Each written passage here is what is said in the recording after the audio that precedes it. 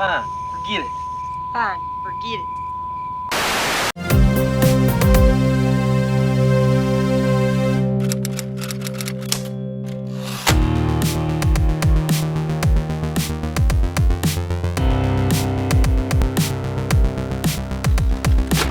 Howdy, ladies and gentlemen, and welcome back to Retsnobs.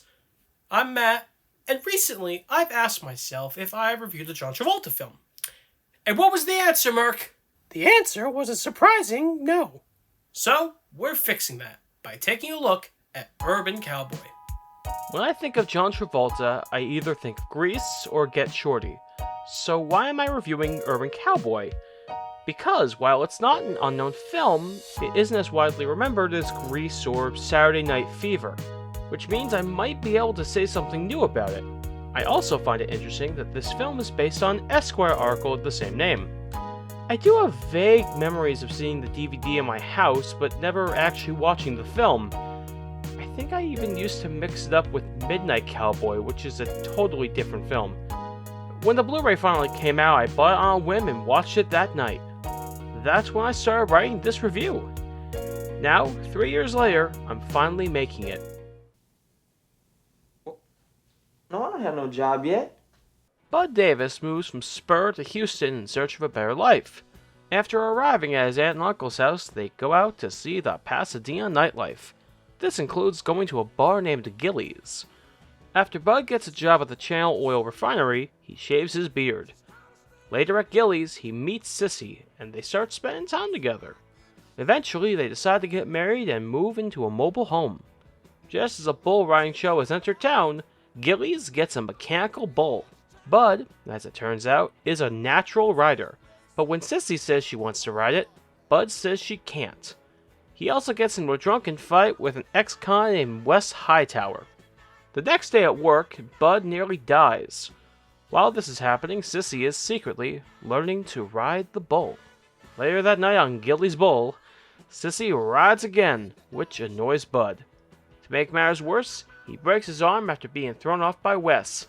Back at home, Bud and Sissy argue over the fact that she rode the bull and lied to him about it. This causes the newlyweds to separate. Bud starts hanging out with a woman named Pam, and Sissy moves in with Wes behind Gillies.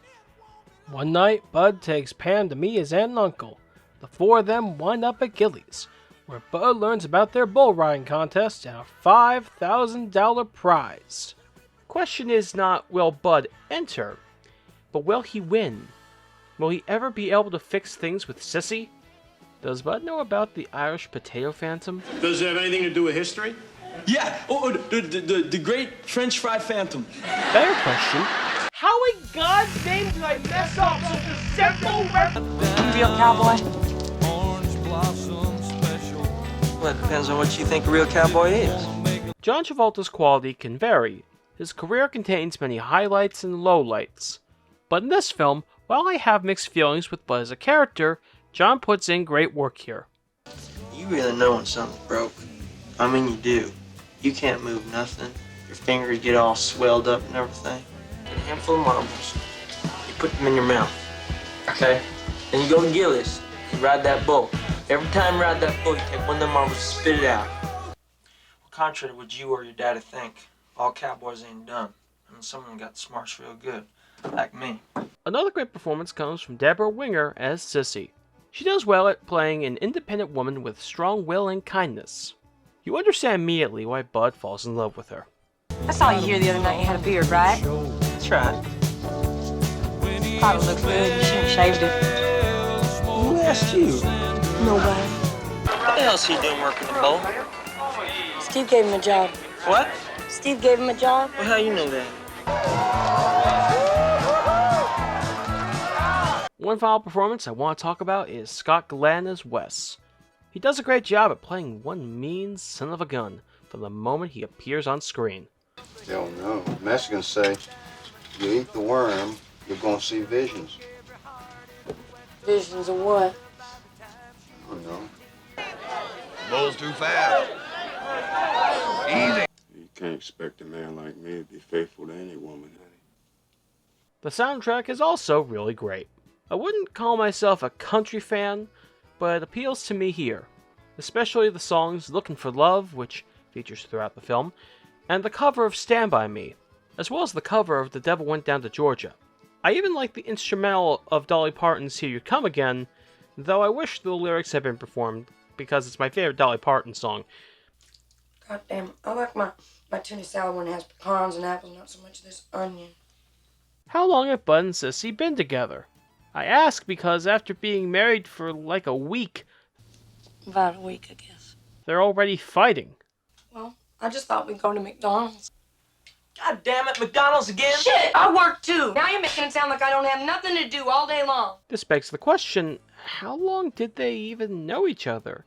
Because in the film, their relationship feels rushed. They meet at Gillies, dance, punch a punching bag, have dinner, fight in a puddle, then they're married in the next scene. Like, what? Why didn't we get a scene where they really got to know each other? Where was the relationship? The answer is that we didn't get one scene, but two. However, one of them was deleted from the final film. It's a single scene, but it's a nice little scene. And you know, maybe the relationship is supposed to feel rushed. Still, I don't like how rushed it feels. But that's not the only negative. Bud Davis, for most of the film, is an asshole. He starts off as a decent enough guy, but he becomes a complete jerk in no time. He gets drunk and fights with strangers. Worse than that, he fights with his wife, and then tries to make her jealous. Add to that, he's impulsive and short-tempered, making for an ugly combination, and his drinking is a contributing factor to his nasty behavior, as well as his own pride. He, of course, redeems himself and becomes a better man because of it. Funny thing is, other movies have done this before and after. Rocket Man, Purple Rain, and even Grease to some extent have had similar arcs for their protagonists. Yet it seemed worse here, and I wondered why. But after multiple viewings, it finally clicked. Bud becomes an asshole way too fast, and seemingly takes forever to redeem himself. I'll give the film this. They do a good job redeeming him. It doesn't change the fact he was a giant ass for most of the film. There's one last thing. So when are you gonna take me home and rape me? What? I'm ready. What the fuck? I'm sorry, but that is a really terrible line. Like, no matter who delivered it, it just reeks. No, the writers shouldn't have lost their paychecks. If you think that, you are incorrect. However, there's nothing wrong with saying a line is bad. Like in that one song for the new Disney film, Wish. I'll let you live it for free, and I don't even charge you rent. That's a good one. What a timely reference. I realize you made so much of the plan. Well, hell yeah. How come you think I came to Houston? For my health? Fun fact, the film celebrated its 40th anniversary 3 years ago, so Paramount decided to release the film on Blu-ray. For the first time. Yeah, you heard me right. First time. It had been available on VHS and DVD for years, but never on Blu-ray. To give you an idea of how long people waited, Blu-ray as a format has been around, I think, publicly since 2006. That's right. It took 14 years for this film to arrive on Blu-ray. And you know what? It was well worth the wait.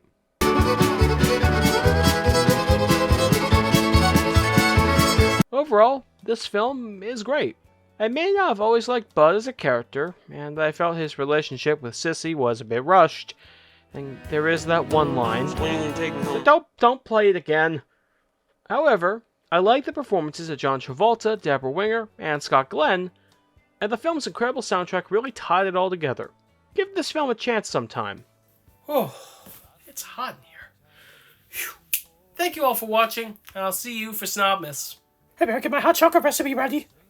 You got chocolate.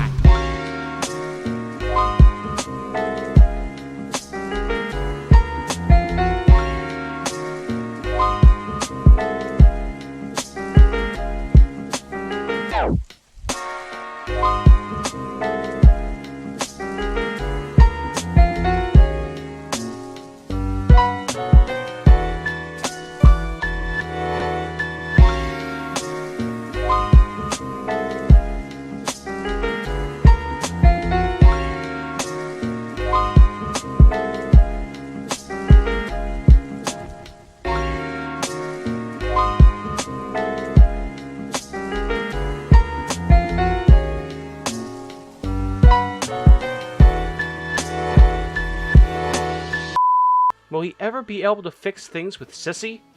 Does Bud know about the Irish? Oh, motherfucker! You know what fucking time it is? Did you see that? Did you see that?